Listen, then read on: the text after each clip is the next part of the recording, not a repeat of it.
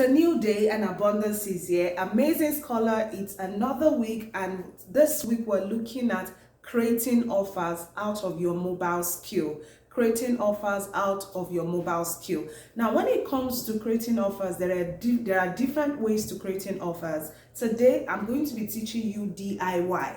What is DIY? DIY is do it yourself, or do it yourself. So if someone creates a DIY resource, or if you as a scholar chooses to create a DIY, you're basically just creating a system that would help people to replicate exactly what you have done. So for instance, a DIY can be on how to build a website yourself, how to start a makeup business yourself, how to grow natural hair yourself, how to how to braid braid hair yourself, or how to become a graphics designer by yourself. So these different ways are ways through which you can create DIY resources. And a DIY can be a video, can be an audio, can be an ebook. A DIY resource will sell any day, anytime. And I hope this has been really helpful. If you want to learn more and work with me closely, make sure you subscribe to join the 100 Profiters Club.